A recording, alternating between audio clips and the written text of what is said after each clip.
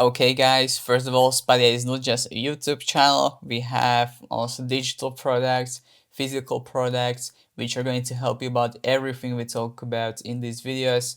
You can find two links in the descriptions below. And now let's get back to the video you came here to actually watch. Hi everyone, welcome to another video. Today we'll be continuing with our month on performance, and we are going to be discussing which specific types of foods will either help you or make you healthier. And we'll be also going to the second very important thing about the difference between heavy fat diets and heavy carbohydrate diets, and also at the end about which specific foods you can incorporate based on your own goals. Now, the reason why I've made this video in such a way we need to discuss the fats and carbs first is because both of those fuel sources, because that's what they are, have much different use cases, and you need to learn that because this is the biggest thing that I believe will make you think differently about the foods and the diet you choose, because basically food is our largest fuel source. We always talk about food in terms of calories, but there are huge differences between different types of foods. You may think about it as, for example, when you eat pizza or lots of pasta, if you aren't used to that, but even if you eat it regularly, you may get sleepy. But otherwise, if you, for example, eat let's imagine nuts, there you may not even have that effect ever. So this is the kind of couple of things which we need to take care of, I think, in this video, and then to basically dive into the facts of which types of foods and which specific foods you can incorporate into your own diet.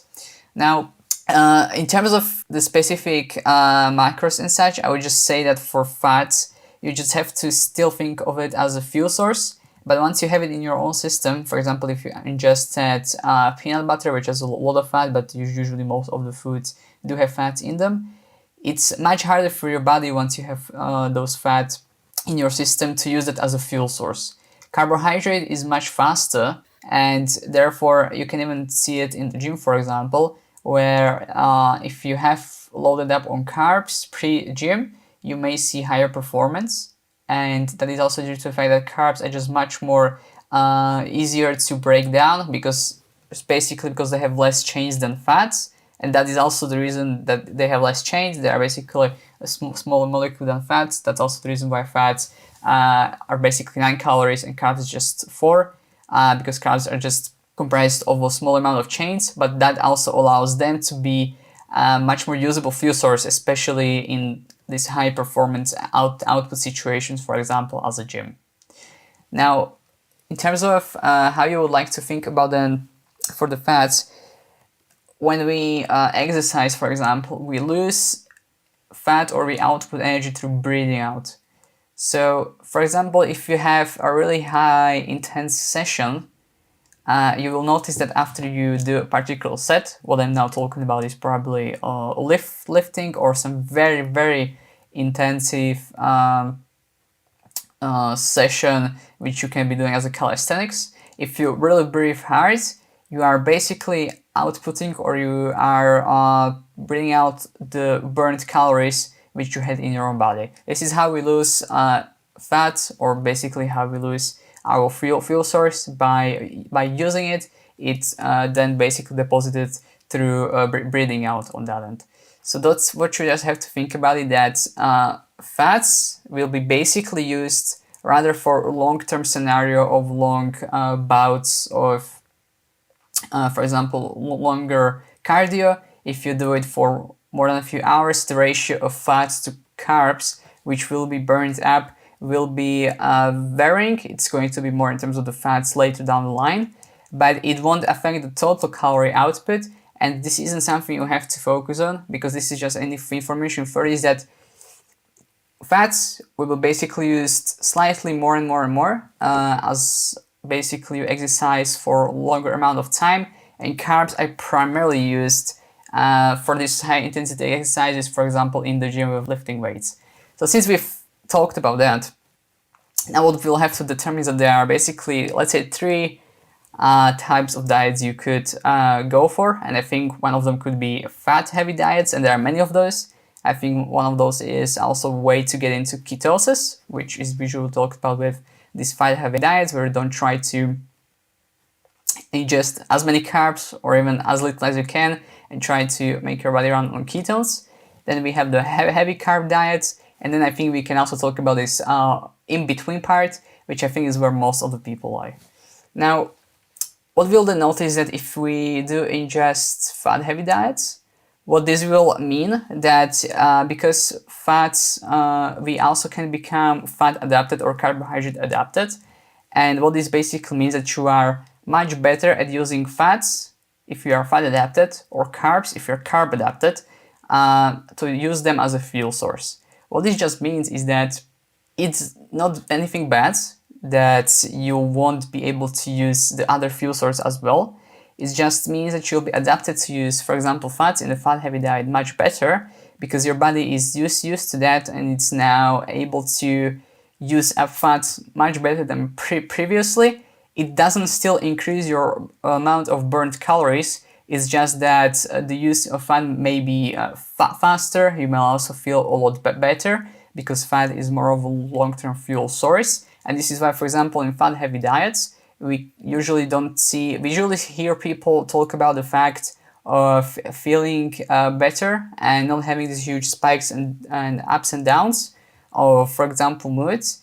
And that's on the other hand for carbohydrate heavy diets. What you will most likely see, we've talked about in this episode about the fact of eating pizza, for example, is that if you eat these carb heavy meals, you may then get a quite large spike of down, just wanting to go to sleep. And it's just some of the things which you might need to look out for when you choose a particular type of diet. Now, carbs, on the other hand, since we just talked about that you may have these spikes of ups and downs and ups and downs, on the other hand, carbs are amazing fuel source for high intensity exercise on one hand, and is the one of the first few fuel sources which will be used when you start to basically lift. So what this just means is that for fat heavy diets, they are amazing for much having more of a stable performance throughout the day. So for example, if you have a gym session in the morning, you also have work, and you may even work throughout the entire day. For that reason, if you choose the fat heavy diets, it may be beneficial for you because you will be able to maintain more or less a stable performance throughout the day because your body is running more on ketones, and you are able to also utilize fat as a fuel source much better. But what you will see compared to the carb-heavy diet is that your performance, for example, in the gym may be lower. That is because just fats are just this slower fuel source to utilize. So therefore, if you burned up the fuel source or the carbs, which are first as a kind of the fuel source in your muscles, it may be much harder to replenish that as well. So you should just need to take care of that. What is your goal? Because on the other hand, if you use the fat-heavy diet, and that is especially useful for people who just basically have lots of things going on for them, but they may not want to maximize the performance in one particular thing. On the other hand, for carbs or for carb-heavy diets, what you can do is to basically make sure if you have one particular thing which you need to take care of, you're training for Olympics, for example, but I don't think that's most of our guys, but if you are training for a competition, or if you want to basically just maximize your performance in the gym or output, for example, if you have strength training, but that also the same could work for hypertrophy, where you're able to get one additional rep with more fuel. Well, then carbohydrates are the best, or carbohydrate-heavy diets are based to go for that. Now, there's also this medium, which I've talked about, of doing both. And in that case, you may also want to think about structuring your food intake throughout the day. And what this would basically mean is that you could basically have more of a fat-heavy diet until evening throughout the day, and then before you would go to sleep. So I would basically encourage 2 hours prior to sleep or something like that, or maximum of 1 hour, because you also don't want to eat basically immediately before going to sleep, because of then having issues to maybe also fall asleep as such. But eating carbohydrates in the evening, at least 1 hour prior to going to sleep, is going to help you to get to sleep faster, which we can also see, for example, in the previous example of the pizza eating, is that sometimes you may get this huge crash and you may just feel sleepy a lot, for example, in the afternoon. Well, if you eat carbohydrates, for example, pasta even in the evening, then what will happen is that one, you will be able to fall much faster asleep. So this is amazing for you guys. And then the second thing, that when you wake up in the morning, all of your carb stores will be already replenished and you are ready to go to the gym or whatever you want to do. This is pretty amazing, and just pick and choose what you want to do between all three of those. Because, for example, if you truly want to maximize your performance in one particular activity, the carb-heavy diet would be awesome to that. If you truly need more stable performance throughout the day or throughout the week, the fat-heavy diets are also amazing for that. And in the terms of the medium between those two, basically ingesting carbs in the evening or before sleep would be the best, because then what it means is that you'll be able to replenish your carb stores throughout the night, and you would be also able to fall asleep much more easily. So basically just think about that, and then you can start to structure your meals on whatever way you would like to.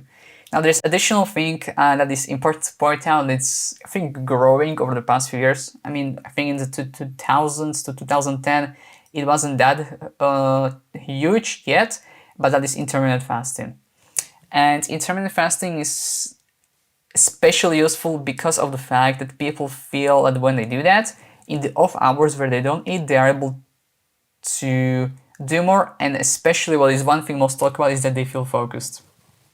Now this is evolutionary way how it actually works, is that since you don't have food in your stomach or in your system, let's say for a couple of hours, your mind or your brain acknowledges that, but usually we would like to have at least some kind of food in front of us, so basically our brain makes us more alert. Well, one thing, you don't have to think about food if you don't want to, and you can focus on the work, but also our brain makes us more alert, because in the past, if we didn't have any food in our stomach for maybe a couple of hours, well, that basically meant that we will need to eat some food. So it basically made us alert in the past to then go out and hunt and just gather some prey, for example. So this is why there's basically two things. That one, you will be able to think less about food actually. So for example, if you want to use intermittent fasting to focus on work in the afternoon hours or in the morning hours, that is your choice. Although I prefer to fast in the afternoon hours. Well, what you can do is then one, not think about the food, which is much easier than you would expect once you jump on the intermittent fasting, which is what I've been doing for extensive period of time without actually knowing about it being called intermittent fasting. And then the second thing is that you will be more focused, just because of your brain releasing the specific chemicals which previously in the past would have made you to basically hunt and gather more food, to basically be more alert but also focused. And this is the second way how it helps you to focus on whatever work you want to do. Just then make sure that probably gym in the afternoon in those states, you may not have as high of a performance if you are also training fasted, because there may be less available immediate fuel source. So this is why I also talked about the fact of the fats being then used more if you were to have a lower carb store. So this is also something you may need to check. Now then, I think what we want to talk about is that how long should you do intermittent fasting for in terms of the hours in the day. And just basically general guideline would be to at least upon waking, wait at least 30 minutes up to an hour to not eat anything. This doesn't matter if you are intermittent fasting or not, it's just not the best case to eat ASAP after eating. It's based on the biological and evolutionary examples. And then what you would want to do is to eat in the time frame of 6 to 10 hours, so in between that, and then you can basically jump over to the intermittent fasting and not eat for the rest of the day. I mean, obviously all of us fast each day, so what that basically means is that whenever we sleep, we fast, at least most of us, unless those specific people who try to binge eat in the middle of the night upon waking. But I think most of us fast anyway each day, and basically extending that period could help you to actually just basically be able to be focused much better. Now, there is also additional thing. For example, myself, I don't follow the entire protocol of 4 to 10 or 6 to 10 hours, where in between that period you could be eating. Usually, I actually put it down to about 3 hours, so it's much shorter amount of time. But still, it's much to your preference if you actually put it to, let's say, even 2 or 3 hours of the time between you eat all of your calorie intake for the day. For the rest of the day, you will feel just elevated amount of focus, and you will be able to just basically stay alert to do the particular work you need to basically focus on. And it's going to especially feel much better for you guys to stay in and take longer hours if you need to. But also, if you need some downtime, it's especially helpful because you can just relax and not have to think about putting something in your stomach. So it is basically how you can actually think about the particular food type. So if just talk about these three different types, so carb heavy, fat heavy, and medium type, so kind of in between those. And then we can also talk about the specific foods you can then choose. I would say that if you there are again particular use cases for you based on what you want. So there may be people who may want to eat everything immediately and they don't care if they enjoy the food, and there may be people who want to just make a good food to make them enjoy it as well, to make it long lasting, which I think is gonna be the main things you want to focus on, but also to make sure it's healthy for you, so you don't actually go haywire and just eat everything and then wonder why you feel shit.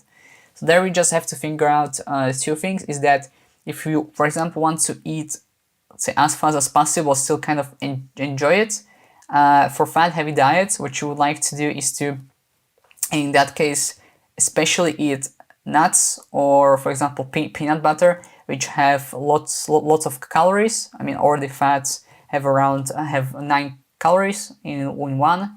So what you want to then do, and probably would enjoy it to eat it quite fast, is probably some kind of a nut. The nut butters, peanut butters, all of those work, because just with one spoonful you may be eating up to 100 calories, which is a lot, and it can even take you to eat a couple of hundred calories in just a couple of minutes. So it's very fast, and if you want to go that route, it's definitely possible. And then there are many other foods which you can use that may be larger on the plate, but you can just basically use them. I mean, avocados work as well, which are definitely discussed, but you can basically use any nuts on that end. For carbs, what you then want to, just one thing, avoid is processed foods, especially because just the companies are there to sell the food to you guys. They aren't there to try to make you healthy. It's just basically how the world works. And what you have to realize is that the processed foods, just their appeal is to people who would like to feel instantly gratified. Well, basically is that they're trying to put sugars and salt in there to basically make you want to come there and eat even more, and to make it really tasty. And it's just how processed foods work. They are basically designed to hack your mind and to make you want to eat more of the same thing. So this, I would say, just hugely no to all the processed foods, and you can eat them once in a while. But if you want to actually get the benefits, I will basically skip all of them for even a couple of years, and you will be amazed at how good you feel. Although the appeal is still there to eat them, but I would just basically try to cook some normal meals on that end by yourself. And still things like rice, potatoes would be fine in that end for the carb-heavy diets. I mean, you can basically bundle them together with eating at least enough protein with chicken, and just basically the standard meals. Of course, vegetables and fruits are helpful on that regard to basically make you feel full and getting the sugars from the right sources of foods. Then additional thing which we still can talk about, because you can also ingest calories through by eating water, which in this example would be sodas as well. Those I would actually put put them into similar category as the usual processed foods, which would be talked about as hamburgers in just McDonald's, for example, and pizzas which might have slightly more things than they should, but I'll basically say also no to those, because those are also designed for you to just basically consume more of the same thing, and since they have so much sugar and salt which can dehydrate you, they basically try to mask the amount of salt that's in there with sugars. Not all of the brands, but the ones of the most popular ones, or generally you will see that there is a huge or large salt content in the soda water. So for example, you could be drinking some of the colas as well. Well, what you would see that there's a lot of salt but also a lot of sugar, and that has basically a double effect for you to eat more, or basically to ingest or drink in this case more of the same thing over and over. So this will be basically just the general guideline, especially the foods you choose just matters to your own preference.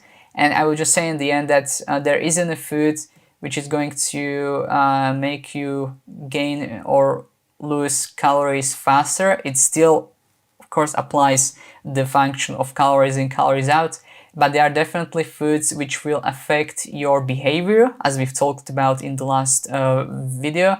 So if you, for example, choose these more processed foods, you may just become more lazier, and even if you go to the gym, you may do two reps less, you may do a couple of less minutes of cardio, you may not try to push yourself as much, and that's when you have to think about it. Yes, the function of calories in, calories out applies, but the part of the equation of calories out can be influenced by the type of foods you choose and the type of diets you choose, and this is why you also can see basically so many, let's call it, discrepancies between people, because those foods have direct effect on your behavior, and it's just your choice to choose which ones you want.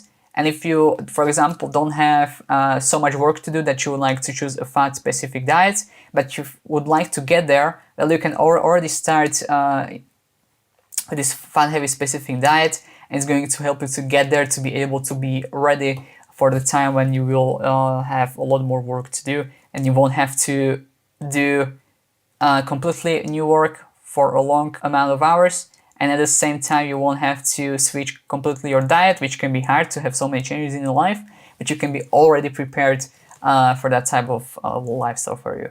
So yeah, hopefully this video was helpful for you guys. I think we've gone through specific types of foods in different fashion that usually can be found on YouTube, but hopefully it was helpful to get you on the right track, to at least give you the right mindset to think about the particular foods, and to especially make you aware of what are the differences between the food types, or when you would like to choose between fat heavy, carb heavy, or kind of the mediatory types of diets.